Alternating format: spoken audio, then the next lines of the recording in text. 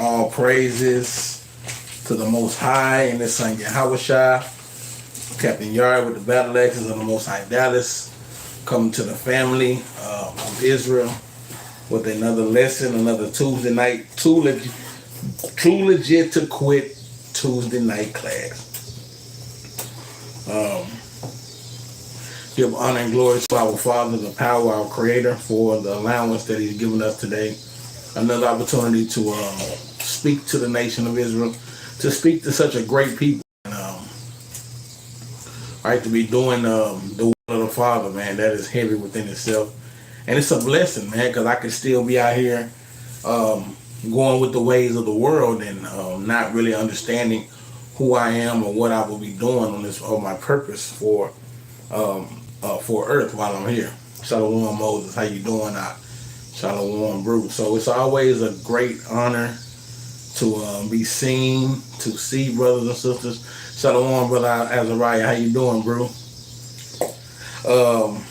Just to be able to, bring a class every Tuesday, man, it's a blessing, man. These days are not promised, and we got to make sure that we look at these things, man. It's a blessing of grace. Shalom, King James of Judah. Shalom, shalom, family. Y'all come on in. We're going to have a little small lesson tonight before I get out of here. I'm playing basketball, man. Somebody done bowled me in my lip. I look like Bubble. I'm over here talking about shrimp, even though they unclean. But I don't know if y'all can see it or not. Yeah, they got me, man. They got me, man. But it's all good. It wasn't intentionally. But tonight's class will be going to improving in our strength. That is the lesson for tonight, improving in our strength, right? All praises, brother Azariah. I got to work tonight, but you can definitely call me because I'm not going to be doing nothing, right? So I have my earbuds in, so definitely get at me, bro. I just wanted to holler at you, All praises, Moses the Messenger, man. Great, mighty works you do for the camp, brother, putting in them scriptures, man. I always want to give you exhortation on that when it's needed, man, right? So definitely, Shalom family, y'all come on in. We won't be a long class, but we know it's always good to get to the brothers and sisters and to be able to share some knowledge from the Most High God. We pray that the Father is with us tonight within this class, that we are able to gain precepts and gain understanding, wisdom, whatever the case may be. We need to be gaining and growing, right? On a daily, hourly, weekly, monthly, second, minute basis, right? We should always be growing, right? All praises, and that's something like Moses the Messenger, man. It's always God, right? Sometimes we think that these things might be little, they might not be what we want it to be, but the Lord sets up a standard and for everybody to play their position or their role, man, right? You might not be a starter, you might come off the bench, but guess what? 6 man of the year you got a title that says 6 man of the year because it's heavy. You might just need to be in the inside post, committing fouls. It's always work that can be done for the camp, for the nation of Israel, for the Most High God. And like the scripture says, you can never go far enough, man. You can never go too far for the Lord, man. You can always put in work, and there's always work that needs to be done for the Father, man. All right? That's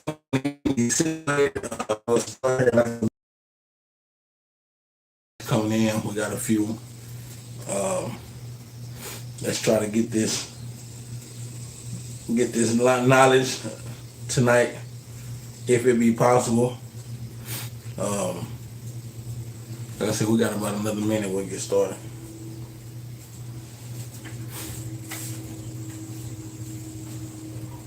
Like I said, shalom to brothers and sisters that are online. Seeing y'all Saturday online, the Sabbath. And it's always good to come right back and see brothers and sisters online again tonight, man. Jerubbaal had a great class last night, and these are things that we try to push off from, right? Seeing this class last night, brother coming in there talking about Christ, man, got 99 pages, man, right? We having to block this brother every time, man. That's why we have to be able to grow in the strength that we have, because hey, as our strength can deteriorate, man. Shalom, Sister Mary Houston, how you doing? How you doing down there? I hope all is well with you and family, sis. Definitely need to reach out to you and see how things are. I haven't talked to you since left, so I'm glad to see you online now. I saw you last night too, so I definitely want to reach out to you, see how them young kings down there doing, and you as well, and the family. So we are trying to strengthen ourselves in the truth, right? Let's start off. Let's get this class started. Let's go to Acts chapter 9. Acts chapter 9, verse 22.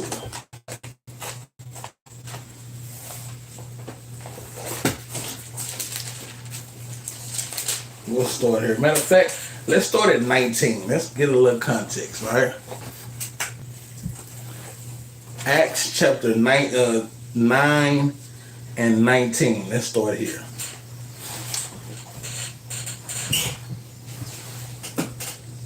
The book of Acts chapter 9 verse 19. And when he had received meat, he was strengthened. We know meat in the Bible is compatible for the deeper and dark sentences, the things that are harder to be understood, parables, right?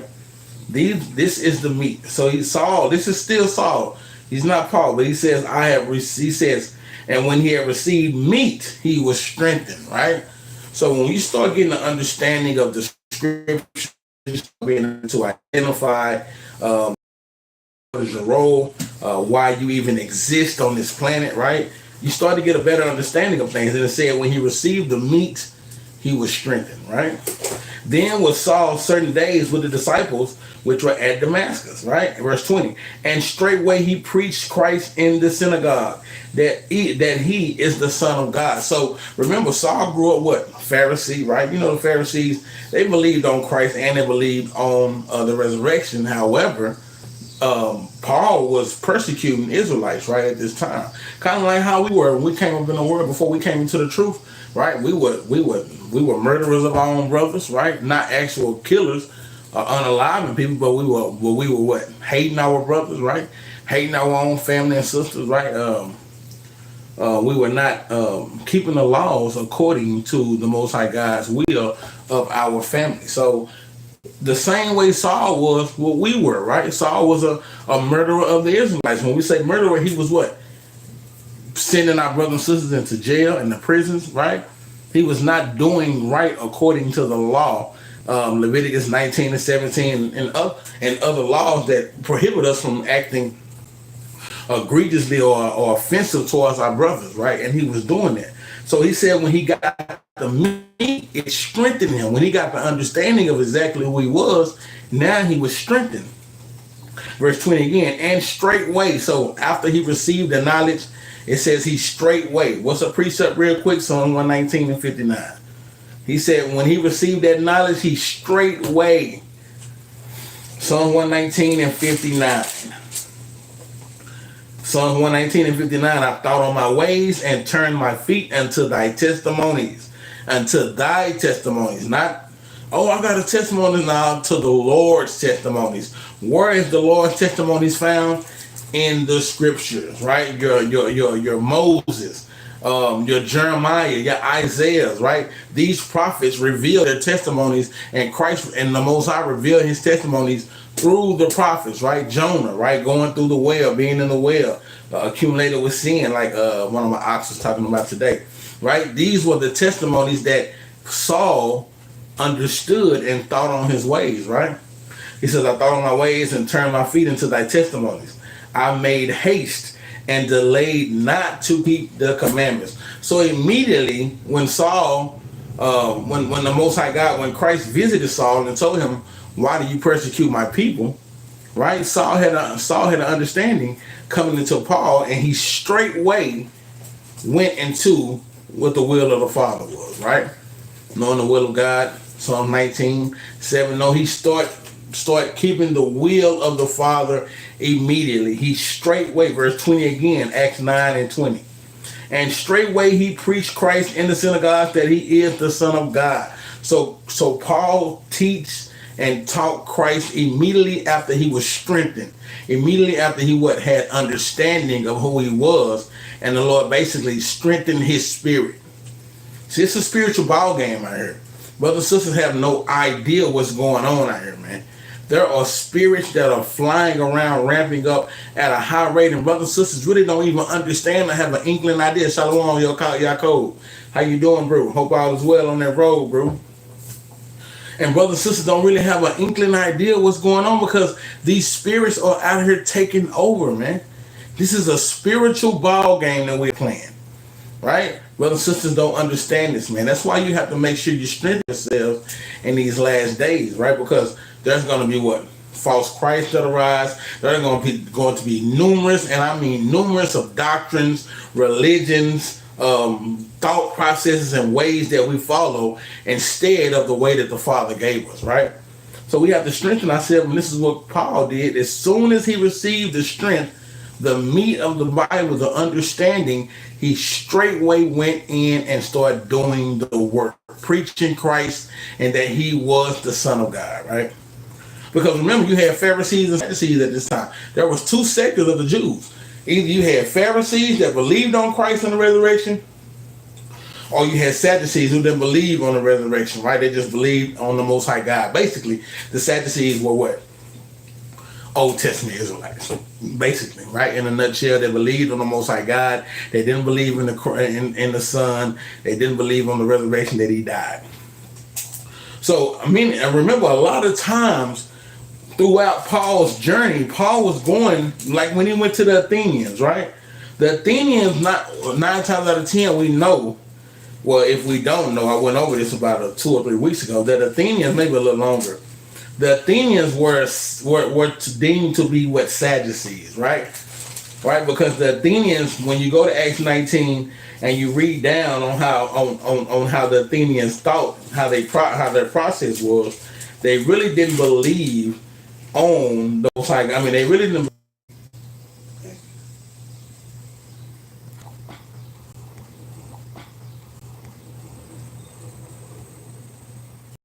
Shalaga family, I think we had some. I think we had a few technical difficulties right there. But I don't know where we stopped.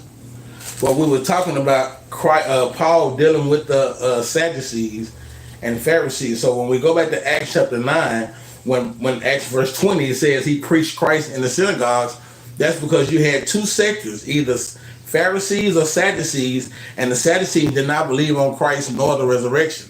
So Paul was teaching Christ and his death that he was the true Messiah, right? This is immediately after he received that strength or that knowledge of who he was and the knowledge of what he had to be doing, right? Acts 19 and 20 again. And straightway, Psalm 119:59, he preached Christ in the synagogue that he is the Son of God, verse 21. But all that heard him were amazed and said, is not this he that destroyed them which calleth on this name?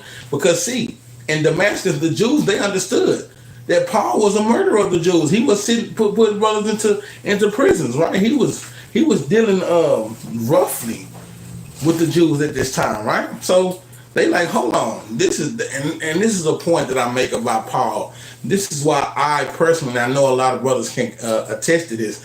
This is why I personally love Acts and the book of, and Paul's writings. It's because Paul had a story, man. Right? Paul was not doing right at first, man. He was not Paul. Remember, he was Saul. And Saul was a murderer. He was a captive. He was captivating the Jews. He was doing the things that he ought to be doing. So I love Paul because he changed, right? And this is exactly where our story comes from. This is exactly how I deemed myself into the truth, because I was not doing according to the will of the Father, nor was I doing in the manner of what the Father gave us, the vessels that he using us to be. I was not on that path. But here I am 7 years later, right, on that path now, trying to correctify, my favorite word, correctify those wrongs or those faults, right? And this is exactly what Saul was doing. And this is what the people at Damascus were saying. Hold on, verse 21. But all that heard him were amazed and said, is not this he that destroyed them which called on this name in Jerusalem? He was basically a destroyer of the Jews, right? and came hither for the intent that he might bring them bound into the chief priest. So bound means what? Captives, right? He was locking up Jews, man. Remember, this thing goes all the way back. Remember, at this time, you cannot profess to be a Jew. First Maccabees, Second Maccabees 6:6. If you were trying to call yourself a Jew at this time, what would they do? They would what? Try to kill you, man, right? They were unaliving us, man. This is where it started, right? If we see it comes in play and into the Greek captivity, heading into the Roman captivity. These things were coming into play then, right? So they were unaliving and people for what? Not for profaning or professing to be Jews. So they said, hold on, who is this, man? This dude here, man, used to kill us, man. He was not for us. How is he for them now? Verse 22. But Saul increased the more in strength. That is what the class is. Saul increased the more in strength. Right?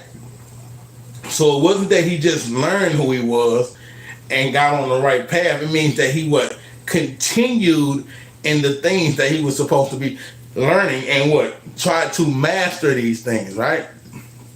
Right? He was trying to master who he was.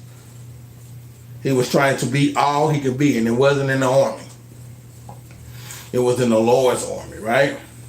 But Saul increased the more in strength and confounded the Jews which dwelt at this time.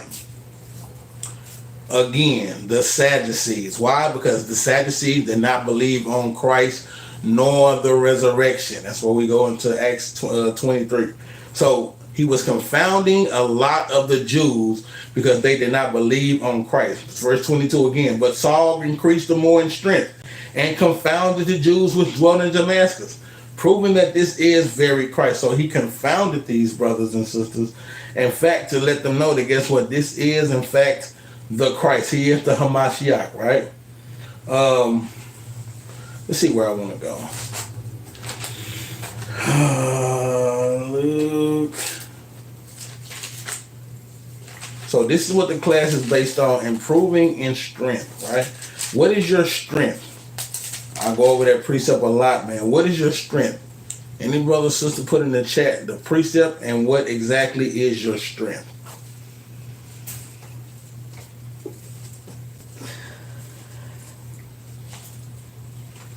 What is our strength? Anybody in the chat, what is our strength? Precept and tell me what it is. When Saul in Acts 9 and 22, Saul increased in strength. What did he do? What was he increasing in?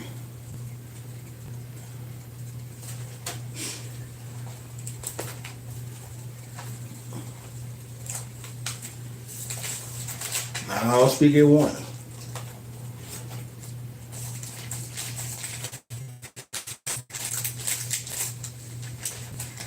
What was he increasing in?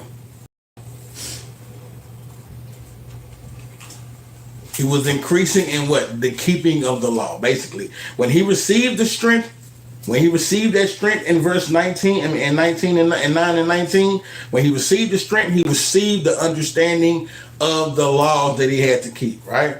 Now when he does the strength, all praises.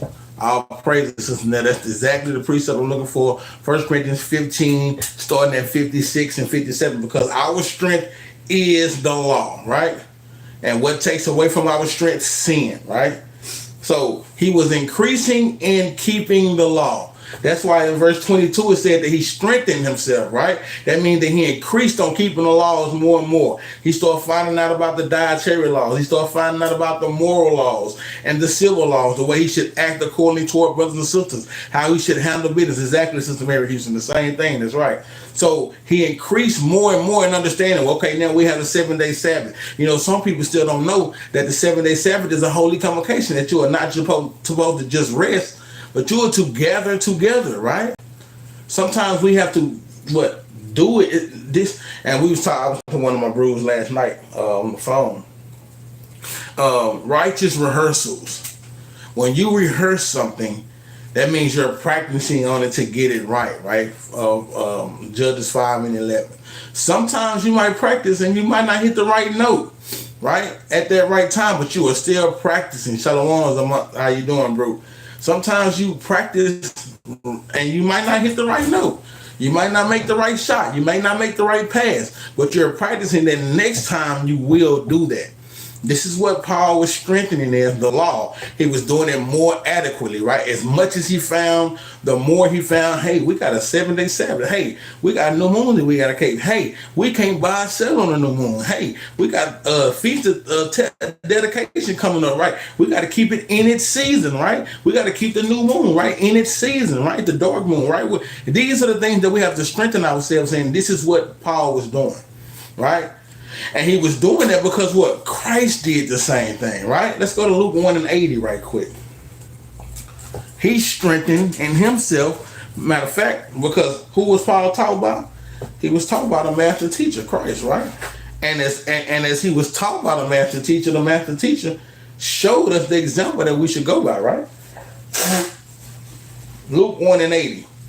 And the child grew and waxed strong in spirit, and was in the deserts till the day of his showing into Israel. Christ did the same thing, man, right?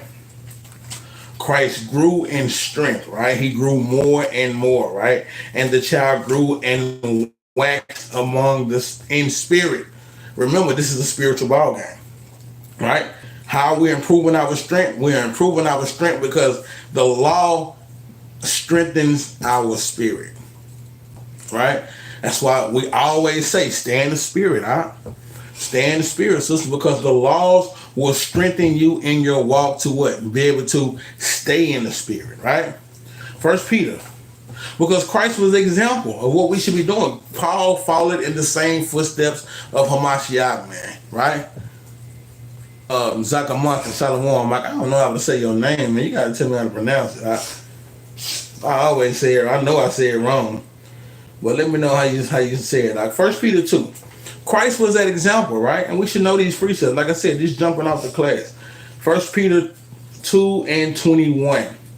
For even hereunto were ye called, because Christ also suffered for us, leaving us an example that ye should follow his steps.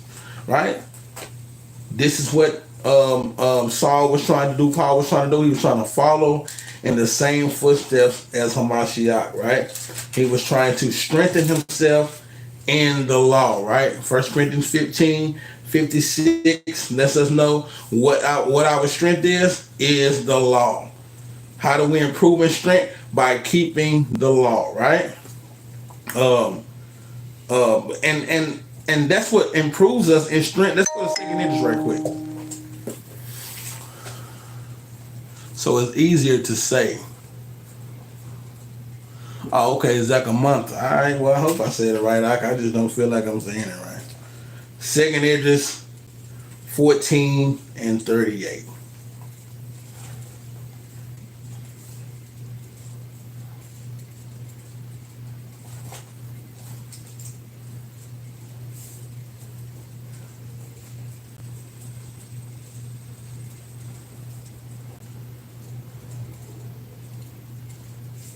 Second Edges 14 and 38.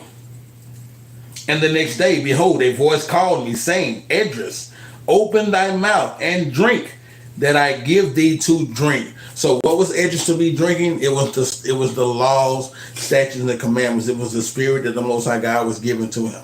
It was the book. It was the Bible. It was the words, right? What are found in the words of the book is the law, right? We always revert back to the law. So he told him to open his mouth and to drink it, right? Receive it. The same thing Ezekiel chapter 2 and chapter 3 is referring to, right? Verse 38 again. And the next day, behold, a voice called me, saying, Edris, open that mouth and drink, that I give thee to drink. Then opened I my mouth, and behold, he reached me a full cup. This is a cut to Israelites that want to be Old Testament Israelites, New Testament Israelites, Christians. They just want to believe in the New Testament. They don't have understanding of the Old Testament, and that's why that veil is still over their eyes, right? You have to have a full cup, man. right? And this is why Saul was increasing, because he knew before he go out and teach and teach one, he had to have the full cup, right? You can't have a half cup, half full, half empty cup, and expect to have the fullness of the Word of God, man. You got to study this thing within and without, man. You got to study this thing from the front to the back, old and new, precept upon precept, line upon line. Verse 39, then opened I my mouth, and behold, he reached me a full cup, which was full as if it were water, but the color of it was like fire, man. The Lord will have you spitting fire at these brothers and sisters, man. And this is why a lot of people can't take it, right? You wonder why we be out there on the streets and we ruffle a lot of feathers out there, and sometimes we don't tell people what the Bible say. Hey, brother, you a king. Hey, brother, you the greatest thing on the planet. Brother, you got to stop belittling yourself. Stop belittling your family, your sisters. Man, marry your wives. Man, take care of your children. These things are not too aggressive. These things are rightful things that we tell our people. But why is it like that? Because the Lord has made his word like fire. Because when you tell somebody something right, they don't want to hear, right?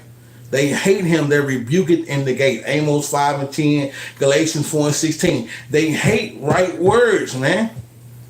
They don't want you to tell them they're false. He puts his word into your mouth like fire. So even though you might tell a brother, hey, brother, dude, walk by, I'm a king. And you tell him, well, brother, you sure ain't acting like it, right? Brother, go off on your nigga, help you, woo, woo, woo. That's because that you sure ain't acting like it, that was fire. Right? That was a little small fire that hit him. Right? Because I can show you how a king's supposed to act. 1 Kings chapter 2, I can show you how a king's supposed to act. How David charged Solomon, how Solomon followed in the charge, right? I can show you how kings are supposed to act. That's fire. It hits them like fire. That's why we ruffle a lot of feathers. Even though you ain't cussed nobody out of nothing yet. I said yet, because we will get on some Negroes' ass out there if we got to. Right? Like Jews say, some say with fear and compassion, some say with what? Well, some say with fear, some say with compassion. Right? Sometimes we can have a great dialogue with brothers and sisters for a lot of time. I'm gonna tell you, Benaniyah just did his Who Want to Smoke Sunday, and the brother came on there. Brother was meek and humble. He had differences in doctrines, but not one time did this brother go outside of what we were supposed to do, which is have love and show respect to one another. Right? Even though that brother had different opinions on the new covenant, on the dark moon and the new moon, that brother still dealt in respect, man. Right? He still dealt in a respectful manner, man. And that's what it's supposed to be all the time. I can show you how to act like a king. That's fire to these people. I can show you how to act like a princess and not a thought. That's fire to these people. Like Edra said, it was a full cup, and but it wasn't water, it was fire. Verse 40. And second Esdras 14 and 40. And I took it and drank. And when I had drunk of it, my heart uttered understanding. You see that? What they say, you can't put the horse before the cattle? The cattle before the horse? It is something. You know, I don't know these words, but you know what I'm saying. You got to do the order in which the Lord commanded us, man. Right? You cannot go outside of this order. It just said, I drunk it. And he said, I start uttering understanding. Right? We can't go outside of that. How you go teach the people? And first of all, you don't take the beam out your own eye, right? How you go teach the people and you got half a book? You got the Old Testament. You don't deal with the New Testament. How you go teach the people and you got the New Testament? You don't deal with the Old Testament. Right? Verse 40, and I took it and drank. And inside I drank some of it. He said, I drunk the old, I drunk the new. He said, I drunk it. I drunk everything, the apocryphal, the words, right? He said, and my heart uttered understanding. We know our heart is going into our mind. So we have to strengthen ourselves. We have to practice it, man. This is practice. You remember Allen Iverson said it, practice, and he was cold. Just think how much better he would have been if he practiced even more. Because he was a beast. But we have to practice this thing. We cannot sit up here and go 3, 4, 5 days without practice. without the Bible, without reading, without studying, without just going over 2 scriptures, having meditating on 3 scriptures, whatever the case may be. We have to practice this thing daily. This is how we strengthen and this is how we improve in our strength. Verse 40 again, and I took it and drank, and when I had drunk of it, my heart uttered understanding, and wisdom grew in my breast, for my spirit strengthened my memory. What strengthens your memory? Your spirit. The spirit is what you need to be led by. The fruits of the spirit. We got to go there, man. Galatians 5. Because this is something that you want to read every morning on your way to work. You know them people go piss you off at that job. Read Galatians 5 and 22 before you leave that house, man. Now I know they gonna piss me off, but I'm gonna have the love, right? I'm gonna read this, and I'm gonna make sure that I step out of this house with these spirits, man. Right? It is the spirit that strengthened Ezra's memory, man. What does that mean? The words of God strengthened him to come into who he fully was. Right? A lot of people don't have that spiritual gain in them, and that's why they don't have understanding when we out there telling them simple precepts. Like Deuteronomy 7:6. Like we have enemies according to Psalms 83. They can't see that. Right? They can't see that because they haven't strengthened themselves in the spirit. Good choice. Right? So Galatians 5 and 22. This is something we need to read on a daily basis, man.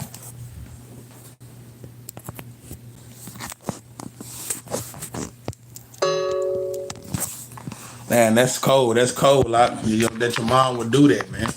It really is, man. But guess what? We gonna go buy us another one, right? We gonna go get us another one. We gonna go out there and we gonna keep putting that work in. We ain't gonna let that stop us. I'm trying to put my charger on, family. Might be a little. Get over here a little bit. So. This is what strengthened Ezra's memory, man, right? Galatians 5 and 22, right? Because he was strengthened by the Spirit, man, right?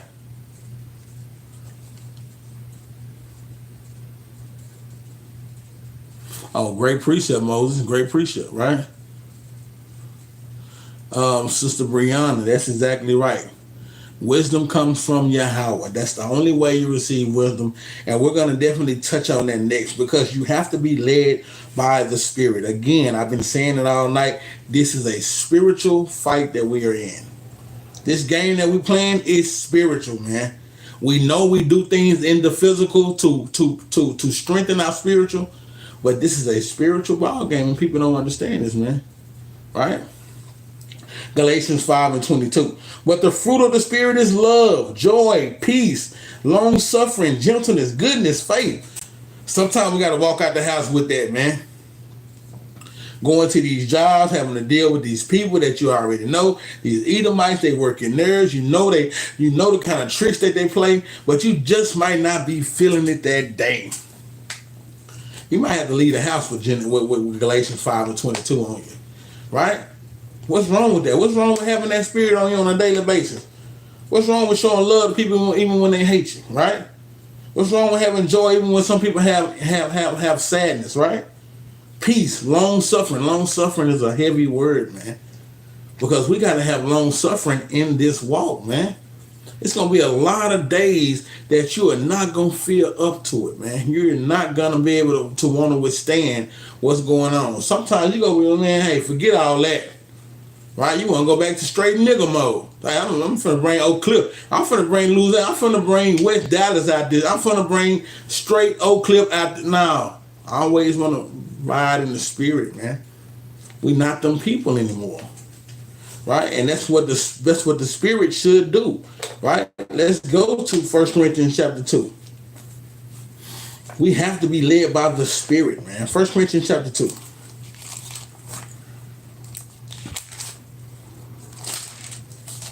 Because this Benaniyah brother was over his house the other day, and I told him, I said, man, I need 1 Corinthians chapter 2. He need this spirit and not the spirit of the world. He need wisdom from the Bible and not wisdom of the world, right? Because that's what a lot of people go into. A lot of people go into wisdom, but it's not wisdom according to the scriptures.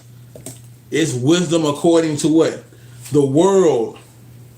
A lot of people go into what? Having the spirit or spiritual, and it's not spirit from the Most High God.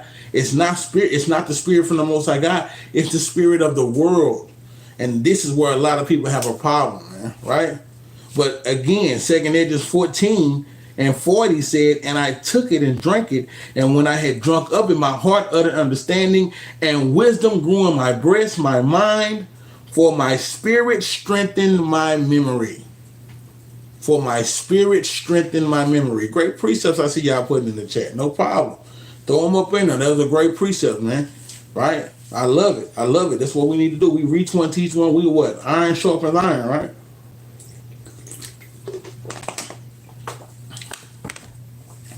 First Corinthians chapter 2, we'll start at verse 5. Matter of fact, we're going to start at verse 1. All right, we're going to start at verse 1. We got to get this. Again, a lot of people feel like they're walking in the spirit or they're walking in the wisdom, but they're walking in the spirit and wisdom of the world. And that's what we got to get out for. 1 Corinthians 2:1. And I, brethren, this is Paul, right? This is a letter to those in Corinth, right? From Paul. And I, brethren, when I came to you, came not with excellency of speech or of wisdom. That is heavy. Paul jumped it off and let you know. When I first came to y'all, I didn't come to y'all with the excellency of wisdom, of the wordplay, the knowledge. I didn't have the fullness of strength. The same way we just read in Acts 9, right? But he strengthened himself, right? I mean, he got down with the laws more and more. He didn't haste and delayed not to keep he made haste and delayed not to keep the commandments. But Paul letting you know from the jump, I didn't come at you with the excellency. I'm going to read it again. And brethren, verse 2, chapter 2, verse 1.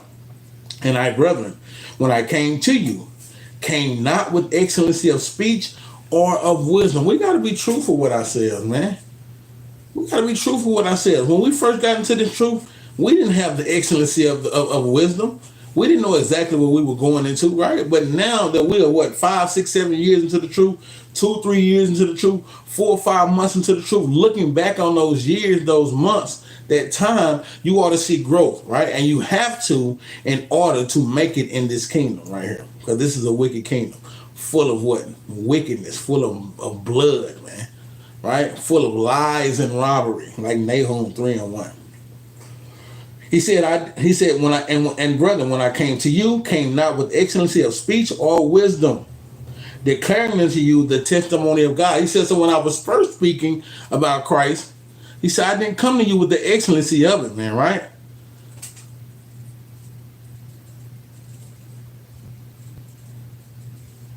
Hey, all praises. As long as we on the path of trying to reach one, teach one, man, let's get it. Right? So he said, when I first came to you, I did not come to you in the fullness of strength, right? Strength is what? The law.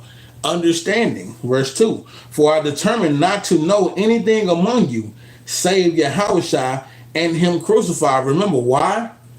Because Paul was a what? Was a Pharisee. He told you, he said, I was a Pharisee of the Pharisees, right? He told you that he was circumcised on the 8th day. So he knew about it because the Pharisees what? Believed on Christ, right? That's Philippians chapter 3. I think that's Philippians chapter 3. Yes, Philippians chapter 3, verse 5. Let's read this real quick.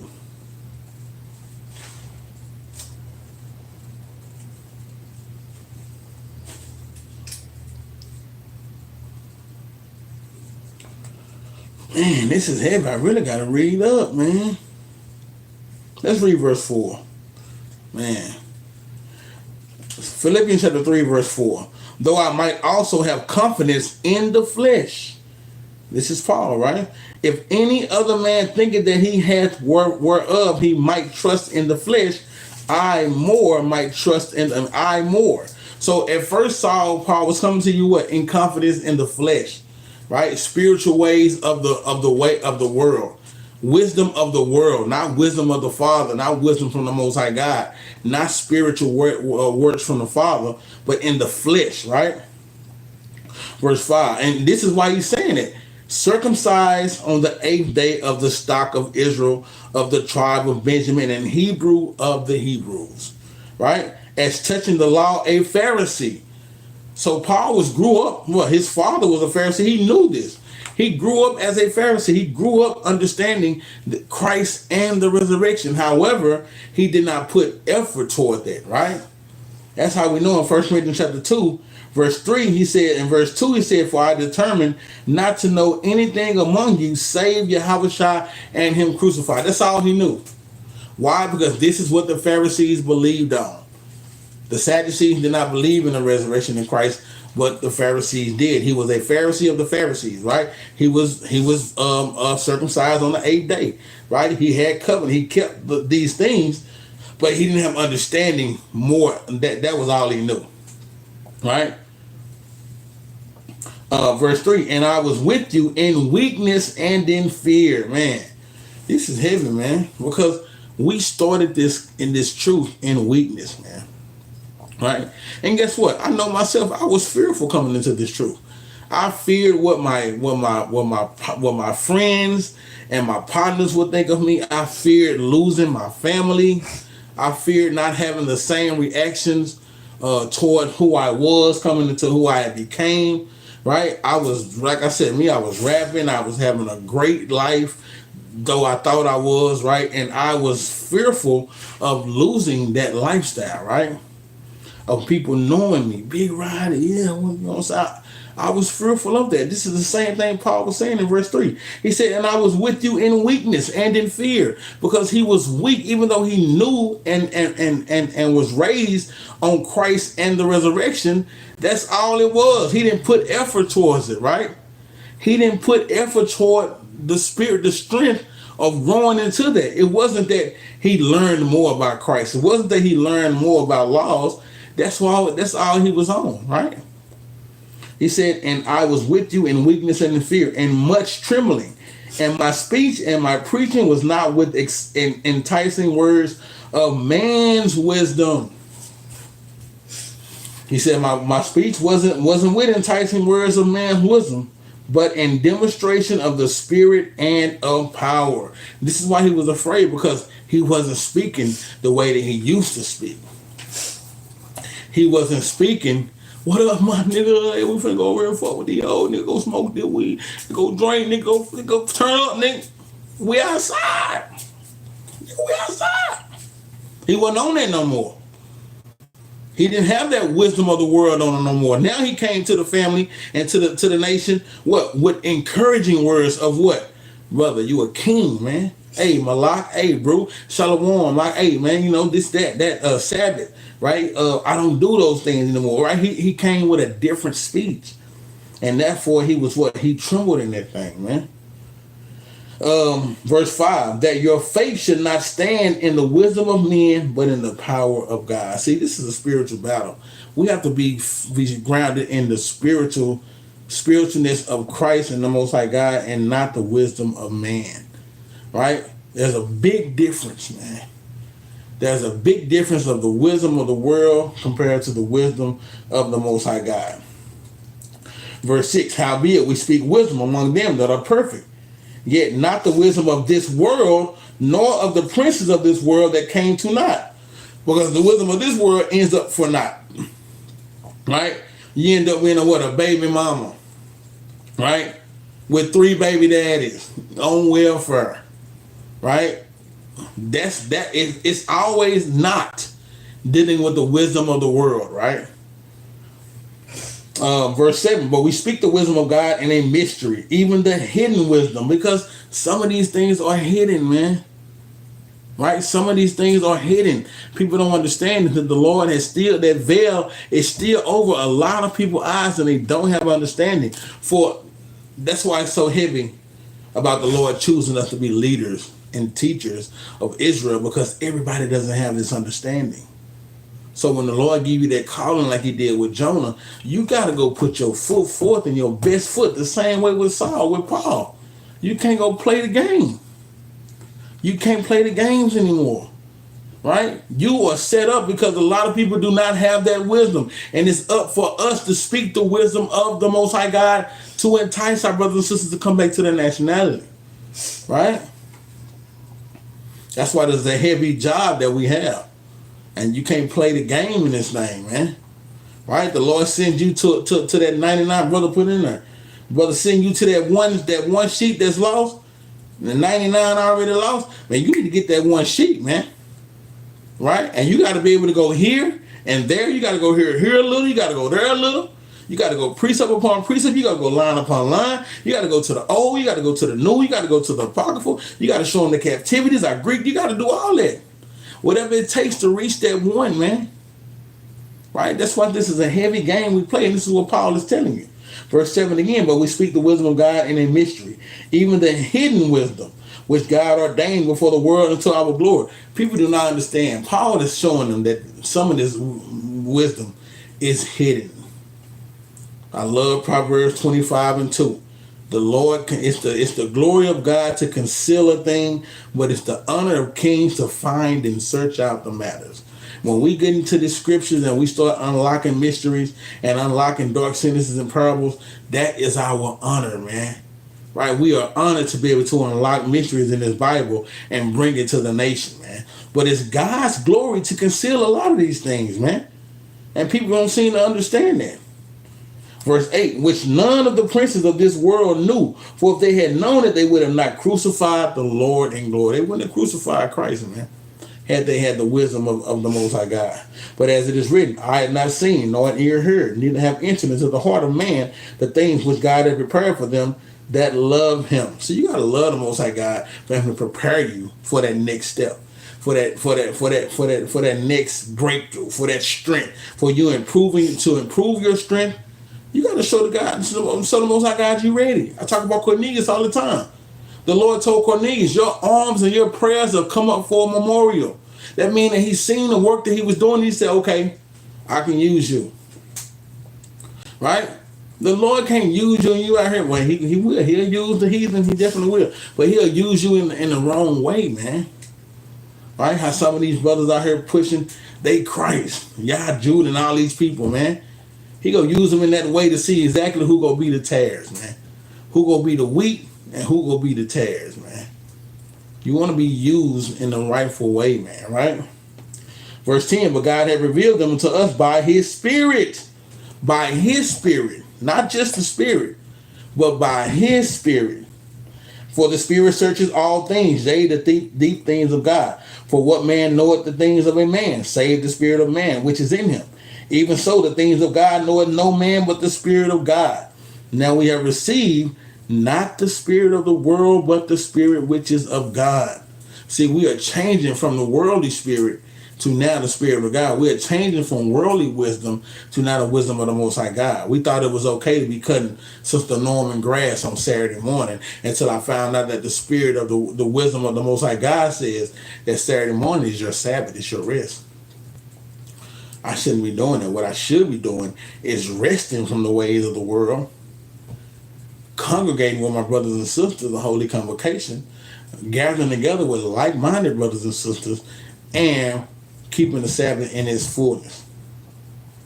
That's the wisdom of the world that I found out. Before that, that's the wisdom of the Most High God.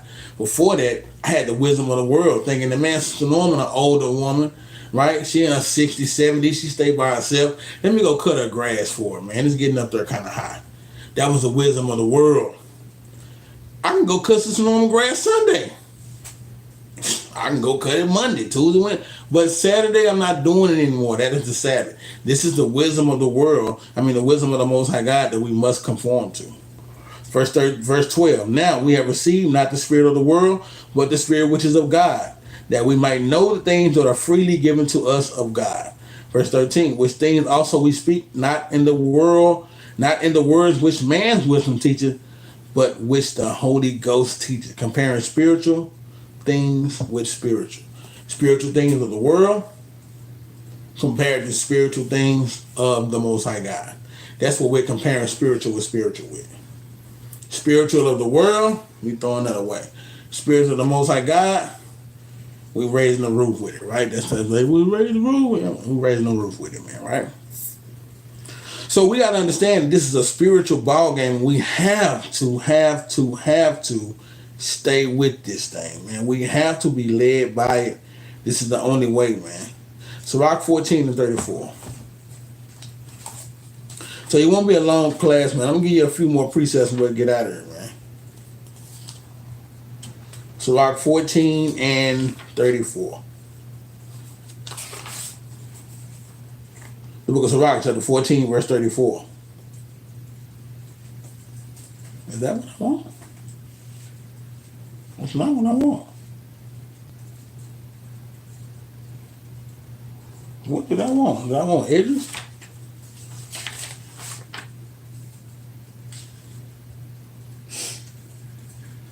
That's what I want. Shalaki, my bad, family.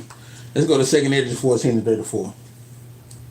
I wrote that down wrong, my bad. 2nd Edges 14:34. We just came from that too. I should have noticed it earlier. 2nd Edges 14:34.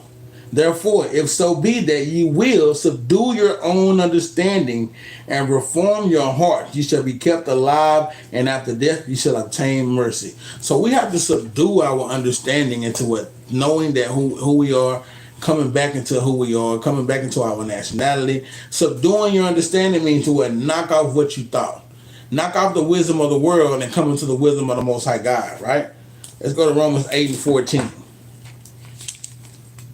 You got to subdue your own understanding, man. You got to put your own understanding in a chokehold. Right? Well, I thought, nah. What does the Bible say? Right? Romans 8:14. For as many as are led by the Spirit of God, they are the sons of God. So you want to be led by the Spirit of God. Who were the sons of God? They were our forefathers. What is it important? Why is it important to be a son of God? Because the sons of God shows you the lineage and the bloodline of who we are and who we come from. Then you have the understanding of knowing that, yes, that Spirit, the Spirit, verse 16, the Spirit itself bear witness with our spirit that we are the children of God, right? That's why it's important for you to what? Be led by the Spirit of God. Because you will understand that you are a son of God, that you are the child, the children of God, right? But you have to be led by that Spirit, man. Let's go to Wisdom of Solomon chapter 4. Be the last little thing we get into right here. Time is Wisdom of Solomon chapter 4. We'll start at verse 1. Wisdom of Solomon 4:1. Better is it to have no children and to have virtue, for the memorial thereof is immortal, because it is known with God and with men. When it is present, men take example at it, and when it is gone, they desire it. It weareth a crown and triumphant forever, having gotten the victory, striving for undefiled rewards. Man, that is so heavy, man. Wisdom of Solomon 4:1 and 2 is so heavy. What are we talking about? We're talking about virtue. The wisdom of this is giving us, what are we talking about? We're talking about virtue. Again, 4:1. Better is it to have no children and to have virtue. So the thing about it is, what is virtue? We've heard that word before. We know a virtuous woman in Proverbs 31, right? What is virtue, right? Virtue is what? Strength, excellence, goodness, right? These are words that are compatible with having virtue. It's strength, it's excellency, it's goodness, right? Strength, excellency, and goodness. So it said, better is it to have no children and to have virtue, or to have strength, or to have excellency, or to have goodness. It'll be better to have that, right? For the memorial thereof of what? Of virtue is immortal, Your strength is immortal if you come back to your understanding of who you are, if you come back into keeping the laws. Because it is known with God and with men. Virtue is known with God and with men. Virtue, the strength, the goodness of our King, of our power, it is known, and the Father let us know that through the prophets, right? When he parted the Red Sea for the children of Israel, right? When he put the plagues upon Egypt and Pharaoh, right? He made that known, that virtue, that strength, that goodness, or that excellency. He made that known to us. Verse 2. When it is present, what is that it? Virtue, the strength. Men take example at it. Right? Now we want to start living and complying and conforming ourselves to that same strength and excellency. To see the elders that have been pushing this truth for years and years to come, to see the great teachers of Israel, man, right? The Naquans, man, the Brews, man, all the fellas, man, all the great teachers, man, right? We want to now follow after that excellency. Now we want to attain it. It said men take example at it, right? We want to be just as great as those brothers. We want to be just as great as Jeremiah, as Habakkuk. Right? We want to be just as great as these guys, because that strength, that's true strength. Right? We're not worried about dudes going out there lifting weights 40, 50, 500 pounds on them. That ain't the strength that we now trying to obtain. We trying to now obtain how to what? Break down these scriptures, man, and show our brothers and sisters, man, who they are. Right? Let's get a precept on that virtue real quick. Mark 5 and 30 before we get out of here. Mark chapter 5, verse 30. That Wisdom of Solomon 4, man, that's a great read. I encourage brothers and sisters to go read that tonight, man. That's a heavy, man. That's heavy. Because when you start unlocking and understanding what the words are saying, that virtue is going to strength, man, right? Mark 5 and 30. Watch this. Mark 5 and 30. And Yahushua, immediately knowing in himself that virtue had gone out of him, turned him about in the press and said, who touched my clothes? Remember, this is the woman that touched the hem of the garment of Christ, right? And let's jump up a little bit. Verse 28. For she said, if I may touch but his clothes, I shall be whole. And straightway the fountain of her blood was dried up. She had an issue of blood, right? It said when she touched Christ, the issue of blood was dried up, and she felt in her body that she was healed from the plague. Now watch this. Verse 30. And Yahushua, immediately knowing in himself that virtue had gone out of him. What is that had gone out of him? By the lady touching him? The strength, the excellency, the goodness of him. He felt strength leave him when that woman touched him. Man, it was just strength touching the king, man. Right? Being that close to wisdom, man. Right? He felt virtue leave him. He felt strength leave him when that woman touched him. He didn't feel the woman touch his garment, but he felt strength leave him. The goodness of him, he felt that leave, right? And it said, he turned and about in the press, in the synagogue where he was, and said, who touched my clothes? Not that he felt her touch him, but he felt that virtue leave him, that strength leave him. Let's get one more. Isaiah 33 and 6. It's great to have virtue. It's great, and that just goes to show you how much virtue is looked upon, and how greatly a woman as a virtuous woman can be, man. Right? A virtuous woman is a woman of strength. She is a woman of goodness, excellency, valor. Right? Wisdom. Isaiah 33 and 6. That's another word, valor, for virtue. That's another word you can use, valor. You know, a lot of times we use valor in for armies and stuff. He had great valor, but it goes into strength. But it could be so much more, man. Right? What did I just say? Isaiah 33 and 6. Shalaki, family. This will be the last precept before the law tonight. This is how heavy that virtue is, man. Isaiah chapter 33, verse 6.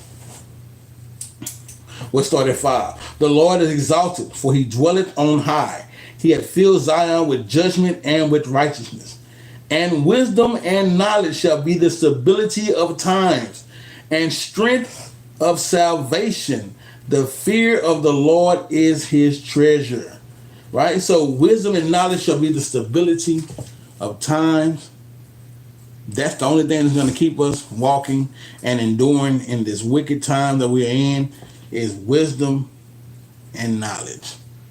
That comes with what? Learning, studying more, occupying ourselves in prophecies, meditating on the scriptures like Moses just talked about, man. Right? And constantly being lined up with the scriptures, man. Right? This is where our strength lies. This is how we improve in strength. All praises to the Father for this lesson. I pray, brothers and sisters, were edified in this little short timing. I pray that brothers and sisters have a great night, right? A great week leading up into the next Sabbath, right? We always say keep the laws of the Most High God. So we'll definitely want to touch a law before we leave. Let's go to Leviticus 19 and 35. This is the law for tonight. All praises for brothers and sisters tuning in. Our law for tonight will be Leviticus 19 and 35, and it reads, "You shall do no unrighteousness in judgment, in meat yard, in weight, or in measure." Man. Verse 36, "Just balances, just weights, a just ephah, and a just hin shall ye have. I am the Lord your God, which brought you out of the land of Egypt. Therefore shall ye observe all my statutes and all my judgments, and do them. I am the Lord." I don't know what people be talking about. Can't nobody keep the law. Can't nobody keep the law. The law said you need to adhere to every one of the laws, not only the laws, but the statutes and the damn judgments and the ordinances, man. Stop playing, man. Stop playing. Stop making excuses. Stop lying on the King and the Word of God. And let's put this work in and strengthen ourselves, for the time is coming, Israel. All praises to the Father. With that, mighty Shalom family.